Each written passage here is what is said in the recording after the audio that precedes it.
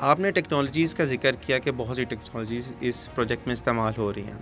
वो कौन-कौन सी टेक्नोलॉजीज़ हैं? ज़रा उनके बारे में बताइए प्लीज़। लीफ कलर चार्ट, ठीक है। और इसमें जो पत्ते के मुख्तलिफ रंग दिखाए गए हैं, ये चावल के पत्ते के मुख्तलिफ रंग बताए गए हैं। अब पत्ते का रंग मैच करके क्या आया, उसको यूरिया की ज़रूरत है या नहीं है।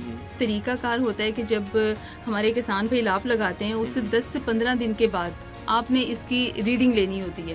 नीम ऑयल कोटेड यूरिया थी, उसके रिजल्ट्स बहुत अच्छे आए हैं। जहाँ नीम ऑयल कोटेड हमने अप्लाई किया था, वहाँ बीमारी ना होने के बराबर थी।